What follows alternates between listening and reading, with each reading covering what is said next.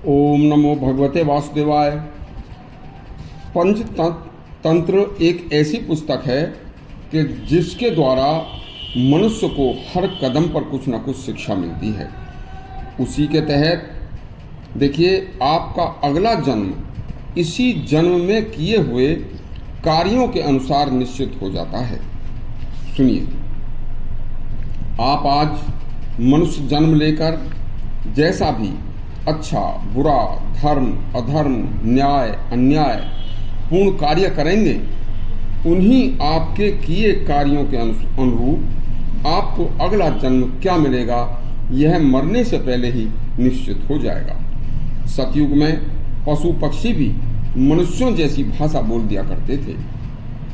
उस समय दो मित्र थे। दोनों के मरने के बाद एक को सियार की योनि मिली और एक को बंदर। इत्तफाक से बंदर एक शमशान घाट के वृक्ष पर रहा करता था तथा उसी शमशान घाट में सियार भी मरे हुए दुर्गंध युक्त मुर्दों का मांस खाया करता था। विशेष बात यह थी कि दोनों को ही अपने अपने पूर्व जन्म की सारी बातें याद थीं।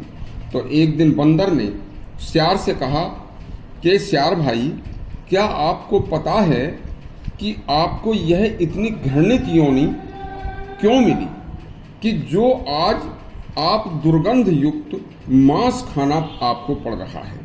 सियार दुखी होकर बोला, बंदर भैया, मैं पहले जन्म में एक बड़ा घमंडी और धनवान सेठ था। मेरे कई नौकर और चाकर थे। तब मैं अपनी गद्दी पर बैठकर उन्हीं के सामने, अपने नौकरों के सामने अनेक प्रकार के स्वादिष्ट फल व भोजन आदि किया करता था। मेरे सामने नौकर अपने घर से लाई हुई सूखी रोटी खाते थे तथा मैं किसी याचक को भी कभी भोजन नहीं कराता था।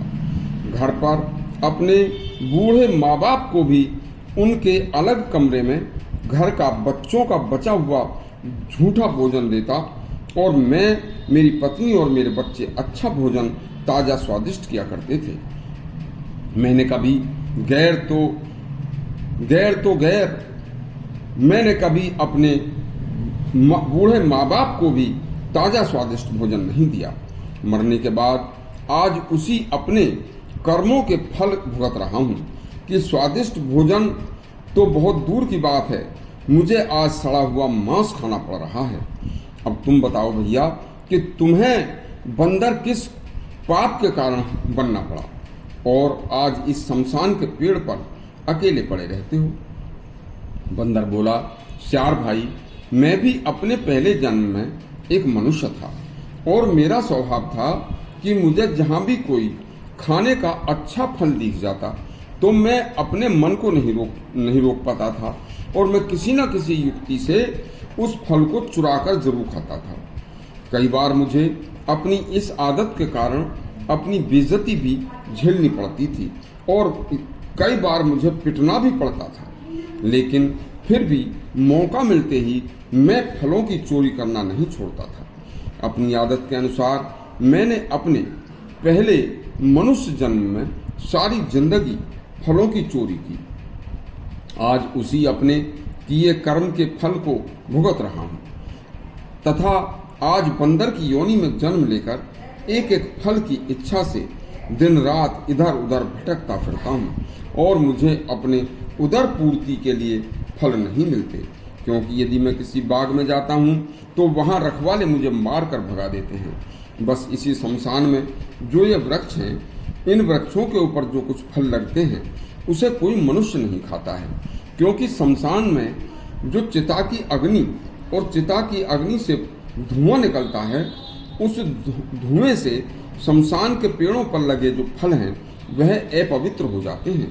तो इन चिता की अग्नि व चिता की धुएं से अपवित्र फलों को खाकर ही मुझे अपना गुजारा करना पड़ रहा है। इसलिए हे सियार भैया, कभी भी यदि इस हमारी जीवात्मा को मनुष्य का जन्म मिले तो मनुष्य जीवन पाकर हम यह न भूलें कि हमें हमेशा मनुष्य ही जीवन में रहना है।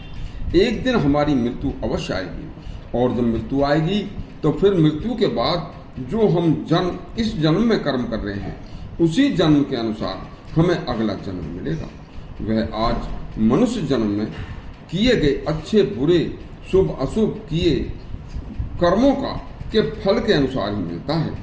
इसलिए मनुष्य जीवन में ही मनुष्य का अगले जन्म का जो क्या जन्म होगा उसके कर्मों के अनुसार जन्म निश्चित हो जाता है। यदि आपको हमारा पंचतंत्र की कहानी अच्छी लगी हो तो यह शिक्षाप्रद कहानी तो हमारा चैनल सब्सक्राइब करें और घंटी दबाएं। धन्यवाद।